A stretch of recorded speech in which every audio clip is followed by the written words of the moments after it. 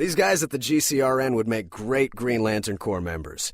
Seriously. Wait, who are these guys? Beyond good, beyond evil, beyond your wildest imagination. Welcome to Dragon Training.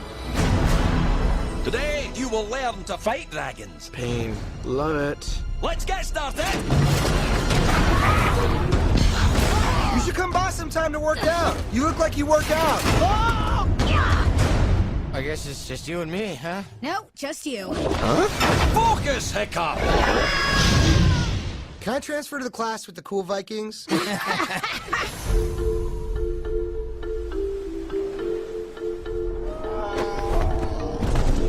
Whoa.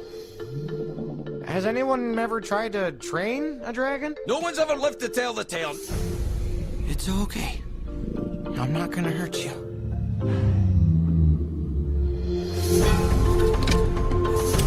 Let's see if this works. We're gonna take this nice and slow. Come on, buddy. Come on, buddy. Whoa!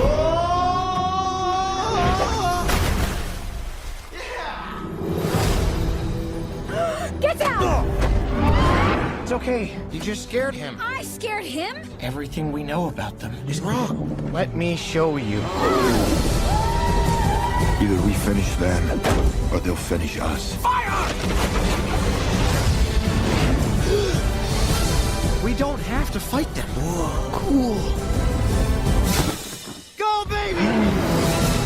No matter how this ends, it ends today. What are you gonna do? Something crazy. I'm in. Me too. Sign me up. I love this plan.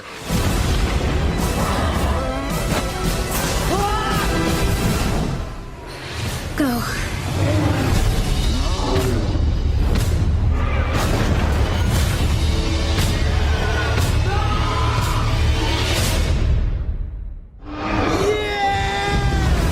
DreamWorks How to Train Your Dragon.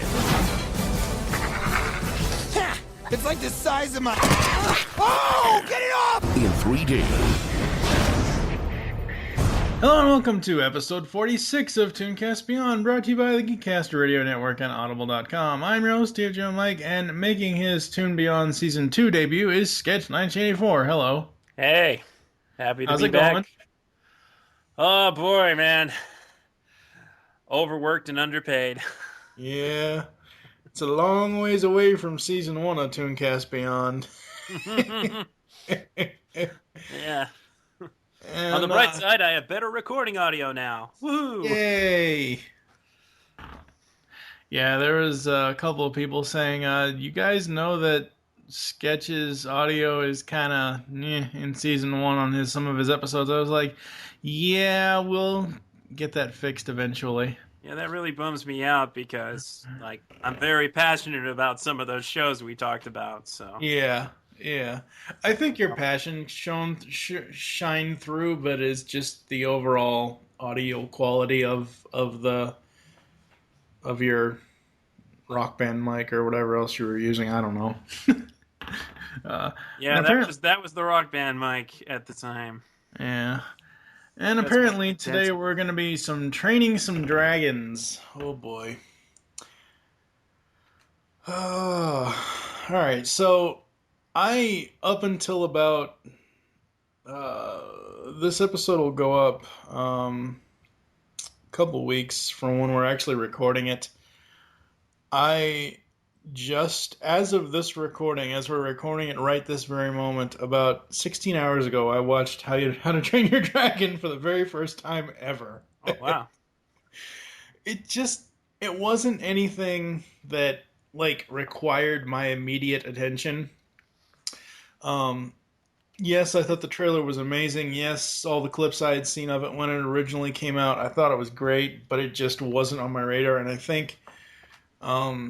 so far, what DreamWorks has done to this point in their history didn't really register with me that I absolutely had to see this film. Understandable. There were some stinkers from DreamWorks between their early career and when Dragons came out. Yeah, very much so. I mean, because you got the Shrek movies, you got Ants, Chicken Run, Shark Tale, Madagascar, Over the Hedge, and Kung Fu Panda, and we're now at Shark Tale. oh god, yeah, Shark Tale. Ugh. God, that movie sucked. But yeah, no, we the whole point of me creating the season 2 schedule of Toon Beyond with DreamWorks is we're going to be going from when they started doing animation, which was Shrek. Shrek was their first big feature, to their final, or not final, but to the Ants point of came out before Shrek. what? Ants came out before Shrek. Oh, okay, maybe it did. All right, well, Shrek wasn't their first, but Yeah. it was their first. It's the one they're most known for, I would say. Oh, definitely. The Shrek franchise is my point here. I tried to go in release order, but I don't know. It's just one of those things where stuff got moved around, and at the time when I made the schedule for season 2, at the time Flushed Away, which will be in a few weeks, 10 episodes from now, was the final, was the cutoff point for me, because they hadn't released anything past that at the time, or nothing had come out that I could actually, be able to cover before then. So, but anyway, dragons. Let's talk about some dragons here. Yes. When did you first see this? Did you go to the theater and see this? I didn't see it in the theater. Didn't see it in 3D. I didn't see it until it came out on DVD. I rented it. Yeah. I kind of regret not seeing it in theaters because, there's a lot of movies that don't make good use of 3D, but this one apparently did. Yeah. So just to set the stage and give some people some background information, How to Train Your Dragon is a 2010 3D American computer animated fantasy film by DreamWorks Animation, loosely based on the English 2003 book of the same name. The film was directed by Chris Sanders and Dean DeBlois. Ugh, why do you want to DeBlois? Ugh, sounds like a bad Family Guy character. How long were you working on that joke? About 2 seconds. So you have about the same writing capacity as a Family Guy writer. Oh, fuck you. You're fired. Well, in that instance, you did. Anyway, I'm sure well, you it was either that or DeBlois Lane. I mean, I didn't want to, Lois Lane's name. Yeah, but Superman was a while ago. That's true. The duo who directed Disney's Lilo and Stitch. The story takes place in a mythical Viking world where a young Viking teenager named Hiccup aspires to follow his tribe's tradition of becoming a dragon slayer. Who names their kid Hiccup? Okay, right there. Okay, now I'm not going to be overtly negative about this film. I really enjoyed watching it. I thought it was a great story. And we're going to get into all that here in a minute. But I'm sorry. When I first saw this and when I first read this of what the character's the lead character's name is, I'm like, I just can't get into a film that has the lead character named after an involuntary bodily function. I mean, come on. That's like betting your money on somebody named Fart or Sneeze. Well, Farfignugan. I mean, all right. That's a horse of a different color, and Pinky wouldn't really. Anyway, sorry, that's Animaniacs jokes right there. Narf. Narf. Oh God. The film was released March 26, 2010, and was well received by critics. The who's who of this film, it reads not like I thought it would. Very, very unique actors lending their voices in this one. And I think that, I guess you could say this about all animation studios or animation companies, that they sometimes will go after the celebrity voice. Mm-hmm. I think DreamWorks, overall, they are pretty much the masters of trying to get celebrity voices. Yeah, I would you say know, we'll they have, probably spend the majority of their budget on getting actors. well, you know, when Chris Rock plays a mosquito, you got to pay him $1 million. I mean, Yeah, and it's the easiest job in the world. yeah, really. But the voice cast includes Jay Baruchel, Gerard Butler, Craig Ferguson, America Ferrara. It sounds like an American Ferrari. Holy crap. That was ugly, Betty. Oh God, I hated that character. I can't stand that guy. That guy needs to get out of acting right now. And don't make any more shows, for the love of God. Damn That was right. a horrible show. Horrible. Kristen Wiig, Ashley Jensen. Holy crap! You got a Doctor Who reference in here with David Tennant. Yeah, they had one of the doctors in there. That I did not know that until I was looking at the cast. Wow, that's a police box of another color. Yeah. Overall, I like the voice cast. I don't have an issue with them. They are, you know, they really bring the characters to life. I'm surprised that DreamWorks didn't go. I'm surprised the producers and the director did not go the Shrek route of having the animals talk. Yeah. I think though I think if Toothless or any of the other dragons actually talked versus not talking would take away from the emotional or the, you know, the really awesome plot of the story as far as it would because the whole point is there from what I gathered from watching the film, the whole point is the dragons' reactions to the humans and vice versa. Like there's a scene where they're like, "Eek, a dragon! Slay it! Kill it! It's only scared of you. Scared of me? I was scared of it!" And then Hiccup goes over and, I don't know, kind of does like one of those like dog stares where you know, where you know, crink your neck and, you know, just like raise your eyebrow, you know, that kind of thing. Yeah, all of that stuff, it wouldn't have worked if the dragons talked. Right, exactly. And if the dragons talked, let's just... If the dragons talked, chances are this movie would not be nearly as charming as it was. Yes, exactly. I don't need to hear Eddie Murphy coming out of a dragon. Wouldn't that be a drunkie? Drunkie? Oh gosh. What is with the... Oh boy. Dragon donkeys. Oh boy. I love drunkie. That's just awesome. All right, so what did you think of the voice cast overall?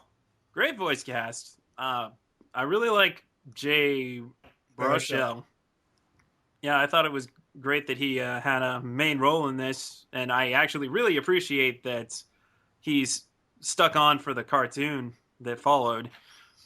Yeah. You know, they got lots of guys that could do Scottish accents. That was... Surprised Mike Myers isn't in this, actually. Yeah, I could not hardly believe Mike Myers wasn't in it, but they probably ran out of budget. Yeah, they probably ran out of budget, and they don't want to cross over the whole "me big green ogre" thing. I'm pretty sure Jack Black was in at least 2 DreamWorks movies. Kung Fu Panda 1 and 2. No. Wasn't he in Shark Tale? Jack Black? No, that was Will Smith. No. The... Lenny the shark. Man, I would have to go back and look at it. I don't remember off the top of my head. I'm pretty sure that was Jack Black, but maybe I'm wrong. I don't know. So getting into the plot of How to Train Your Dragon, the island of Berk has been plagued by attacks from dragons that steal the livestock and burn their homes. Hiccup, the awkward son of the village chieftain, Stoic the Vast,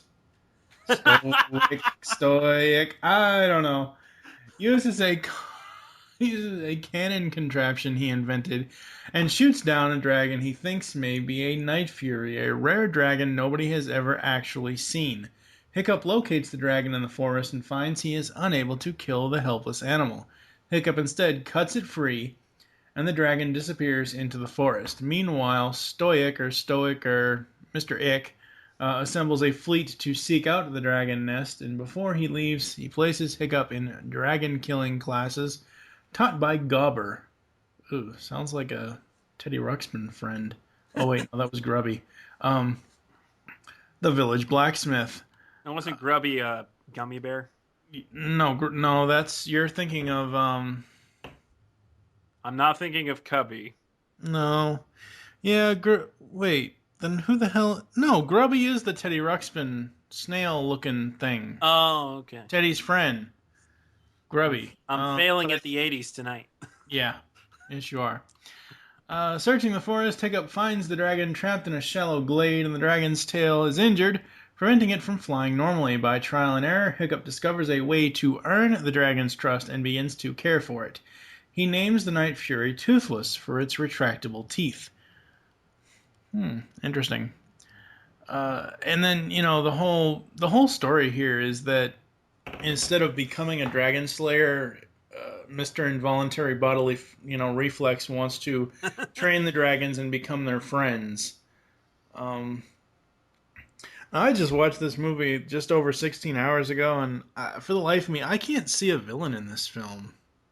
There really isn't a villain per se. It's just all the other dragons that don't want to be trained, really. Yeah, I mean, there's a conflict, and there's... gosh, wasn't there some kind of danger in the cave that they needed the dragons for? Yeah. Yeah, that's kind of the villain of the film, but there's no villain, there's just a conflict. Yeah, pretty much. Overall, I really like the story. It reminds me so much, and this is going to sound weird. For those of you Sean Connery fans or James Bond fans, it reminds me of so much of Dragonheart. It really does. I've just decided that it would have been acceptable if one of the dragons talked and it was Sean Connery. I have just decided that right now. In another realm that would have worked, but not in this one. You want to hear Sean Connery's voice coming out of Toothless. I don't know about that. Hiccup. What kind of name is Hiccup? An involuntary bodily function, lad. Oh my god. I thought my parents were cruel. What did you think of the overall plot and the story?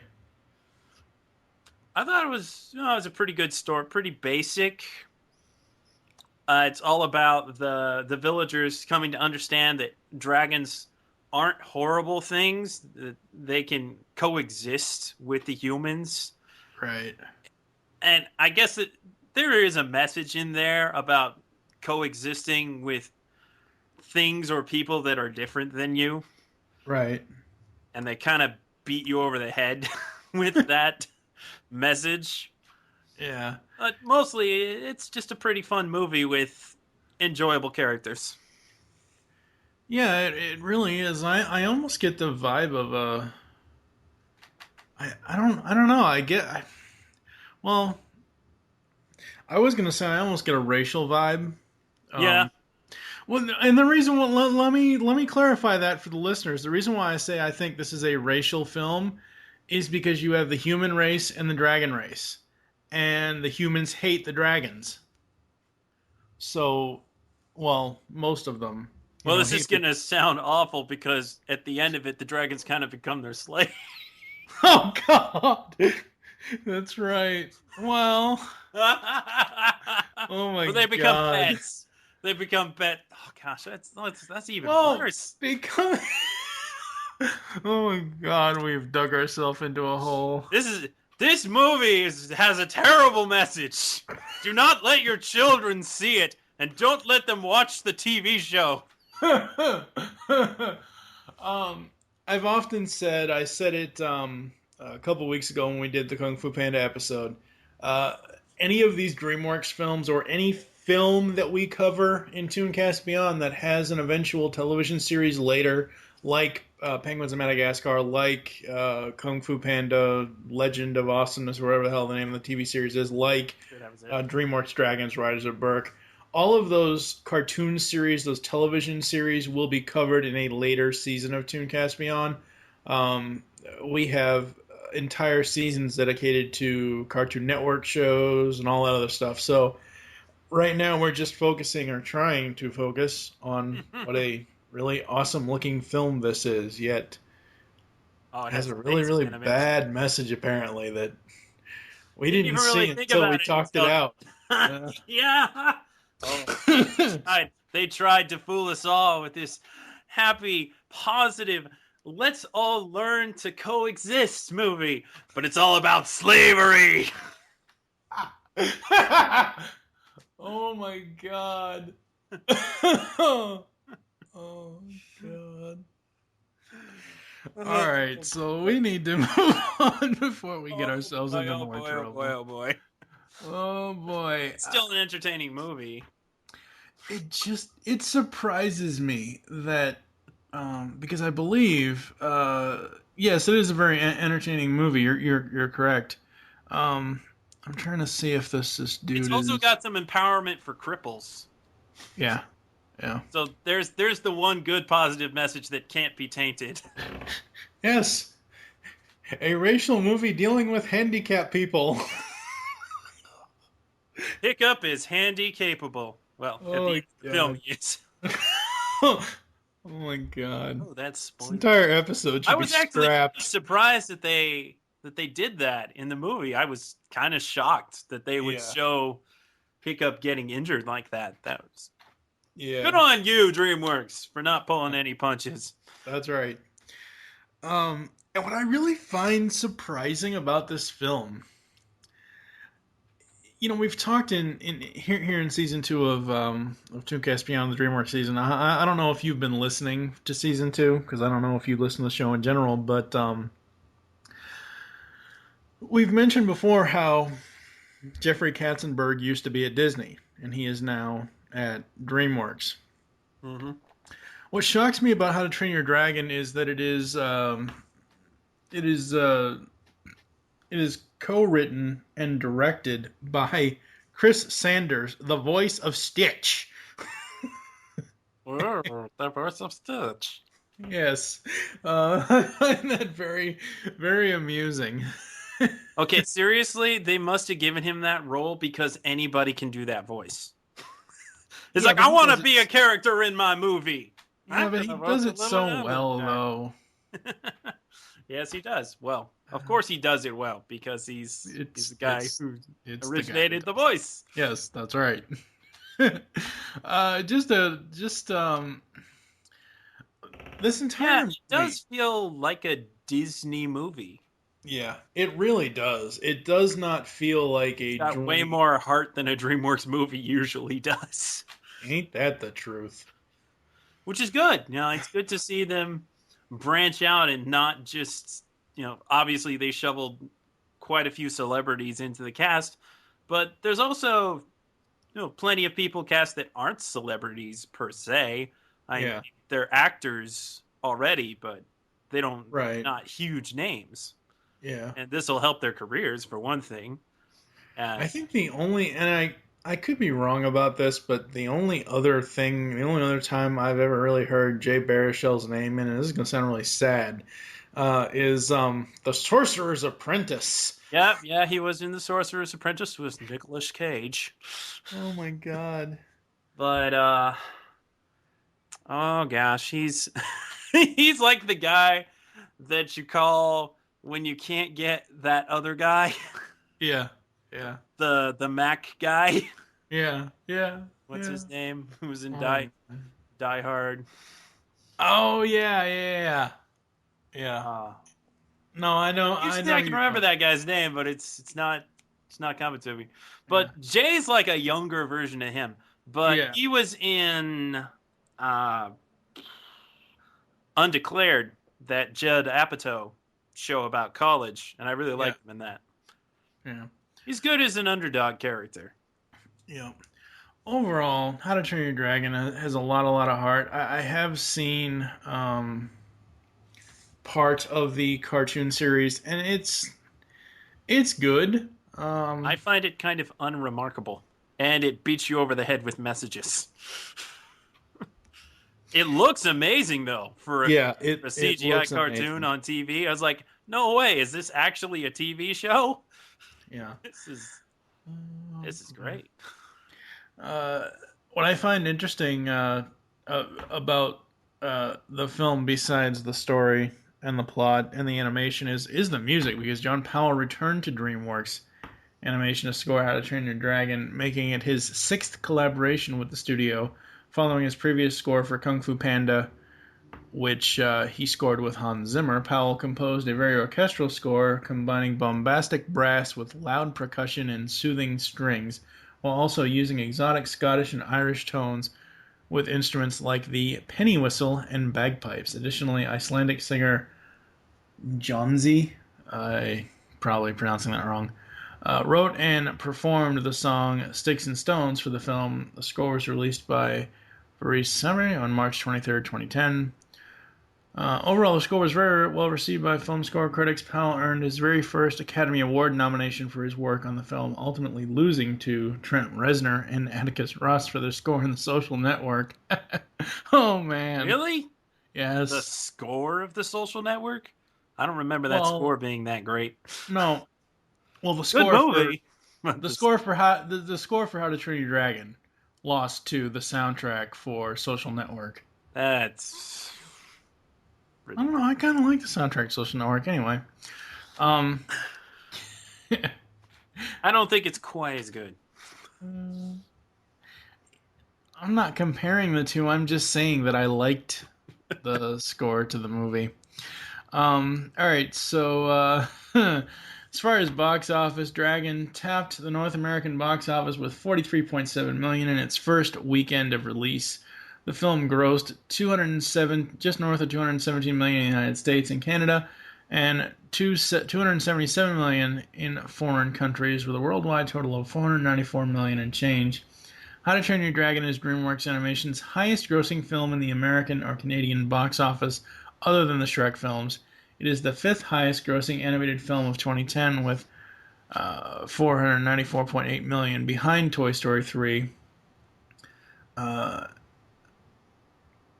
And it's also behind Shrek Forever After and Tangled and Despicable Me, and the 10th highest-grossing movie of 2010. Wow, it beat Tangled?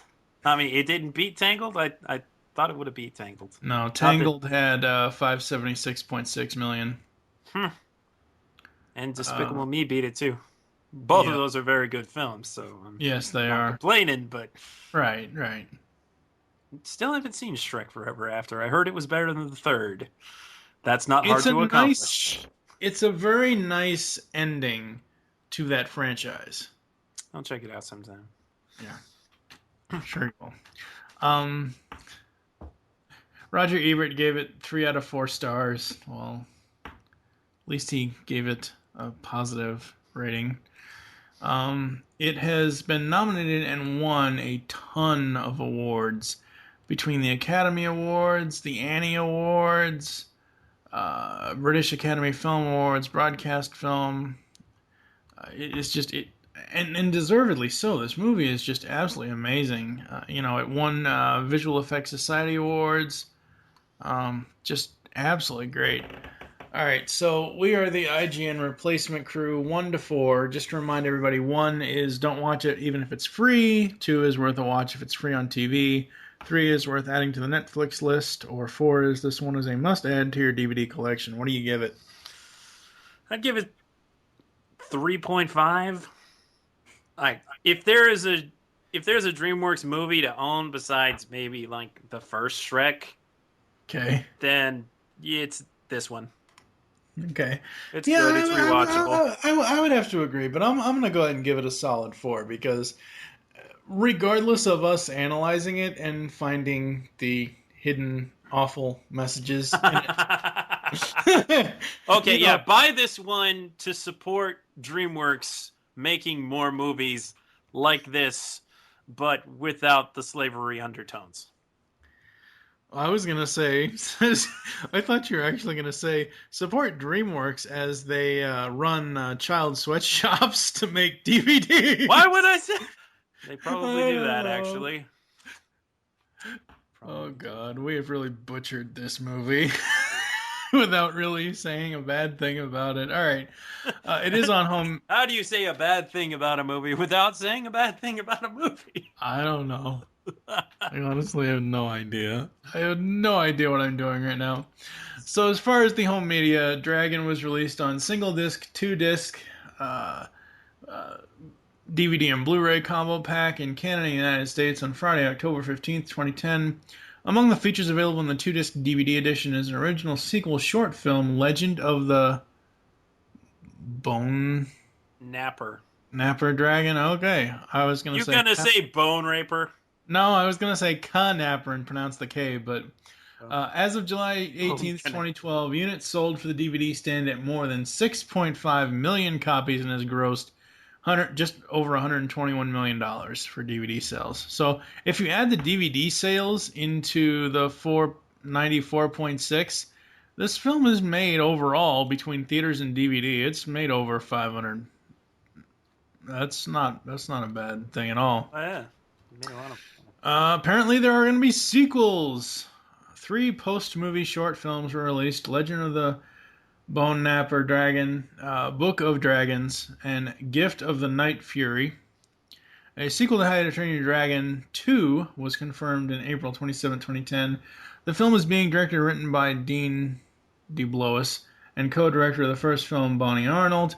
The producer of the first film is also returning with Chris Sanders, co-directed first film, only exec producing this time. The film is scheduled for release on June 20th, 2014, and it was announced that the entire original voice cast would be returning as well.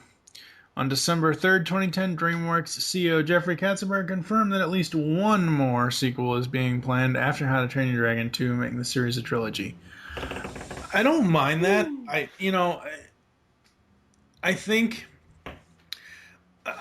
I think with these companies now, not just DreamWorks, but with Disney, with all these animation studios that have these, big giant films like How to Train Your Dragon, and then they go to do a cartoon, and then they're like, oh, well, the cartoon is the filler to lead up to the second movie, and that's all well and good. I like that. That's fine. But if the cartoon is set in its own universe and has nothing to do with the film, that's fine too. But I find that sometimes when you're eventually going to have a trilogy, you pigeonhole yourself, with doing a cartoon series, a television series and stuff like that. I don't know. I'm optimistic to see what the sequel does and to, see what kind of stories it tells and what kind of story the third film might tell. So you never know. Yeah, it will be interesting to see what kind of stories they come up with for the films. Yeah. Let's see. There is a video game, action-adventure video game released by Activision called How to Train Your Dragon. Was released for the Wii, Xbox 360, PS3, and Nintendo DS gaming consoles. It is loosely based on the film and was released on March 23rd, 2010. I'm not sure about... as we all know, most movie games suck. Yeah. Does it play anything like Panzer Dragoon? Because if it doesn't, then forget about it. I don't know. All as I know is that, and this isn't a slight against How to Train Your Dragon. It's not a slight against the movie. I'm saying any movie game, no matter what movie it is, it could be the worst movie in the world, and the game would still suck even more than the movie does. Apparently, there is an ice show, Broadway style. How to Train Your Dragon on ice. It's currently on Royal Caribbean's Allure of the Seas. That gives me a very odd visual of somebody trying to train a dragon to ice skate. Yeah. Well, there's also an arena show, apparently. How to Train Your Dragon Arena Spectacular is an arena show adaptation of the first film featuring 24 animatronic dragons, acrobats, and projections. It premiered on March 2nd, 2012 in Melbourne, Australia. I just don't even know. I think we have to I don't Here, want to so- see How to Train Your Dragon on ice. I want to see How to Train Your Dragon on drugs. And on that note, commercial break time, ladies and gentlemen. Like animation? Come listen to Animation Aficionados. And if you disagree with us, you could be a guest on a future show. Available on iTunes, the Zune Market, and animationaficionados.com. 2012 marks the 30th anniversary for Masters of the Universe. We here at the GCRN are celebrating with a brand new series of podcasts. The Powers of Grayskull series will cover every episode of every MOTU cartoon. Yes, even that crappy New Adventure stuff. Join Optimus Solo and TFG1 Mike as they tell tales of Eternia, discover the myths of Etheria, become masters in space, and finally masters of Grayskull. You can find the Pogs podcasts in iTunes and the web at www.geekcastradio.com. Good journey. Hey, I'm Gary. I'm Mike. I'm Chuck. And I'm Justin. Join the four of us every week on the internet's #1 and longest-running G.I. Joe podcast, What's on Joe Mind? It's Joe news, reviews, and interviews like you've never heard them before, delivered right to your MP3 player. Our guests include Jason Marsden, Kevin Michael Richardson, and Matt Yang King from G.I. Joe Renegades, Larry Hama, Robert Adkins, and John Barber from IDW Publishing, and many more from around the online Joe community. Yeah, it's guys talking about Joe. Think of it as Joe Talk meets Sports Talk. And we make fun of Chuck. Right, and we... Hey, again? Come on, Chuck. We're just kidding, kinda. Sometimes Chuck makes fun of himself. Right, and we... Okay, seriously, this is just getting ridiculous now. It's What's on Joe Mind, every week on the Geekcast Radio Network, InsidePulse.com, Stitcher Smart Radio, and iTunes. Download and listen today. I suppose I still can't say something about Transformers, can I? Good. No. What about sports? That sounds good. Yeah, that's all right. Grab your helmets because it's time to assemble Mask. The Geekcast Radio Network has launched Masked Mayhem with your hosts Optimus Solo and TFG1 Mike. This podcast covering all 75 episodes of Mask will feature in-depth analysis of every episode, talk on the toys, and more. Masked Mayhem will run 30 podcast episodes. You can find us in iTunes and on www.geekcastradio.com. Get your spectrums ready as podcasting is the ultimate weapon.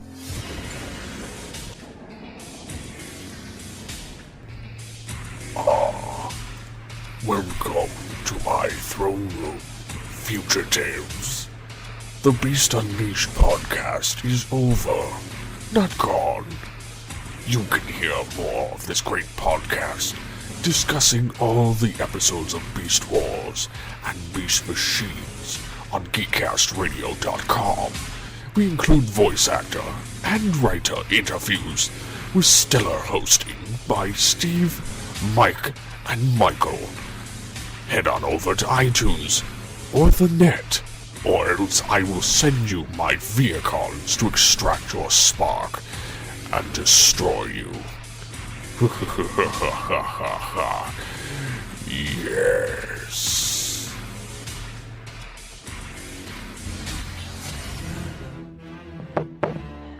Is this thing on? Oh, goody. Why, hello there. It's your dear old Uncle Joker here. I bet you're asking yourself, what could I be possibly doing here of all places? Well, I'm laughing at the fact that this new podcast presented by Geekcast Radio is called Legends of the Dark Knight. Who the heck knew the Bat was so popular? Ugh. Join Steve, Mike, and sometimes Tara for reviews on the greatest DC animated universe cartoon to ever meet Gotham City. So join moi for the talk of the town, or I'll send Captain Clown after you. He gets mighty angry when he doesn't get to have his garbage skull. So put on a nice big smile and join us for the next Geekcast Radio Network podcast, Legends of the Dark Knight.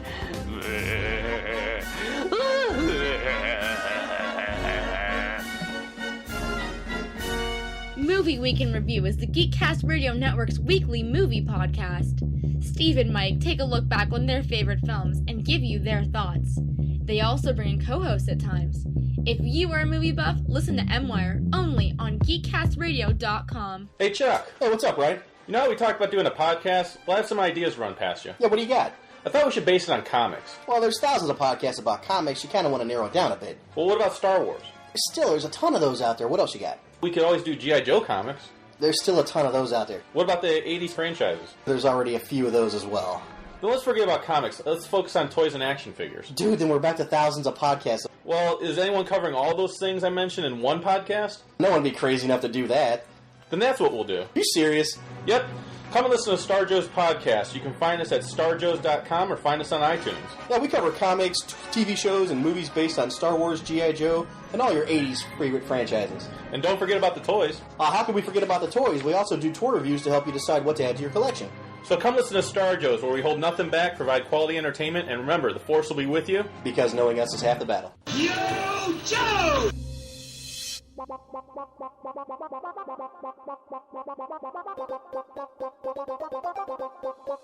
You can now hear the Geekcast Radio Network while on the go with Stitcher Smart Radio. Stitcher is a free-use and talk mobile app available for your smartphone. And when you download Stitcher to hear Geekcast Radio, you'll have a chance to win money. Downloading is quick and easy. Just find Stitcher in the App Store. During registration, hit the promo code box and enter Geekcast Radio, all one word, to get automatically entered to win $100. The latest episodes of the shows will be waiting for you in your favorites.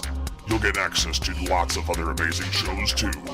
Always available to you on demand, no syncing. It's Stitcher Smart Radio. Don't forget to enter promo code Geekcast Radio when you register.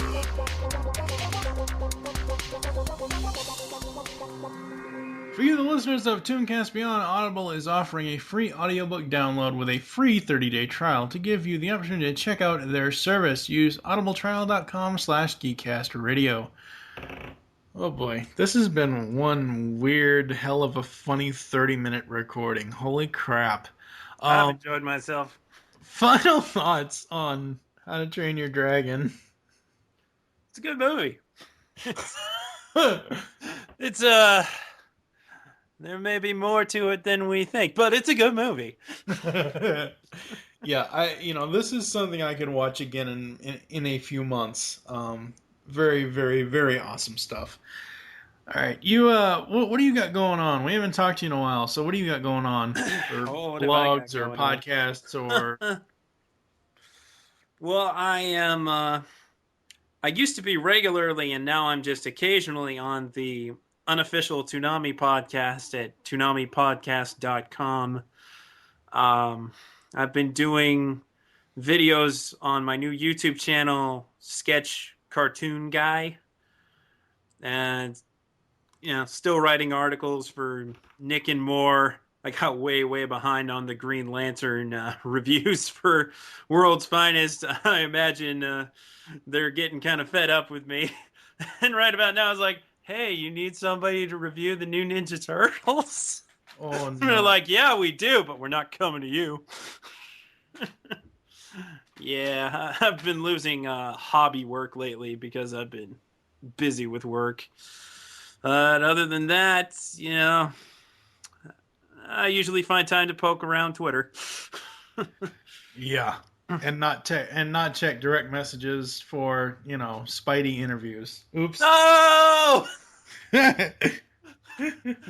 Oh man. All right, so that's gonna do it. Thank you for joining us here on ToonCast Beyond. There are some ways to get in contact with Josh Keaton. several ways to get in contact with us or leave feedback for the show.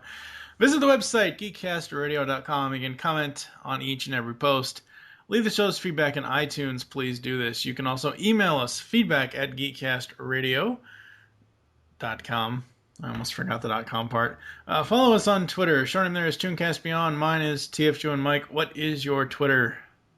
Sketch 1984.